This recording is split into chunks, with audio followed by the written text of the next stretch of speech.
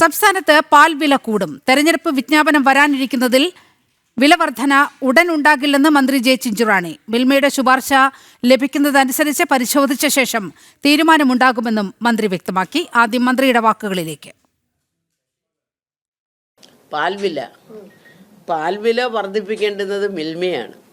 അവരെനിക്ക് തോന്നുന്നു ആലോചിച്ച് തുടങ്ങിയിട്ടുണ്ട്. ഇപ്പോൾ പക്ഷേ ഇനിയിപ്പോൾ തെരഞ്ഞെടുപ്പ് വിജ്ഞാപനം വരാൻ 2 ദിവസമൊക്കെ ഉള്ളപ്പം നമുക്കിപ്പോൾ കയറി പാൽവില വർദ്ധിപ്പിക്കുവാൻ പറ്റില്ല. അവരാലോചിച്ച് ഗവൺമെൻറ്റിലും കൂടെ സമർപ്പിച്ചാൽ ഞങ്ങളുടെ കൂടി സമ്മതത്തോടു കൂടി അവരത് കൊണ്ടുവരും. അവരങ്ങനെ നിൽക്കുകയാണ് 3 മേഖലയും. വാർത്തയുടെ വിവരങ്ങളുമായി ദിസ്ന ചേരുന്നുണ്ട്. ദിസ്ന, അപ്പോൾ പാൽവില കൂട്ടാൻ ഏതാണ്ട് ധാരണയൊക്കെ ആയിട്ടുണ്ട് എന്നുള്ള സൂചനകളല്ലേ മന്ത്രിയുടെ വാക്കുകളിൽ നിന്നും വ്യക്തമാകുന്നത്?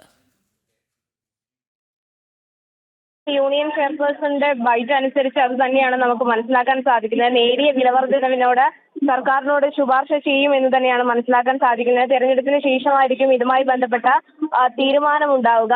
ഇതുമായി ബന്ധപ്പെട്ട ചിഞ്ചുറാണി പറഞ്ഞ മാധ്യമങ്ങളോട് പ്രതികരിച്ചത് ഇങ്ങനെയാണ്: മിൽമയുടെ പാൽ വിലവർദ്ധനവ് വരുത്തേണ്ട മിൽമ സർക്കാരുമായി ആലോചന നടത്തുന്നുണ്ട്. എന്തായാലും ഈ തെരഞ്ഞെടുപ്പ് വിജ്ഞാപനം വരാനിരിക്കുന്ന ഘട്ടത്തിൽ പാൽ വിലവർദ്ധനം ഉണ്ടാവില്ല. എന്നാൽ അതിനുശേഷം വില വർധനം ഉണ്ടാവും എന്ന് തന്നെയാണ് മന്ത്രി ചിഞ്ചുറാണി അറിയിച്ചത്. മിൽമയുടെ ശുപാർശ കയ്യിൽ ലഭിക്കുന്ന മുറയ്ക്കായിരിക്കും അടുത്ത നടപടിക്രമത്തിലേക്ക് കടക്കുക എന്നും മന്ത്രി വ്യക്തമാക്കിയിട്ടുണ്ട്. അശ്വതി.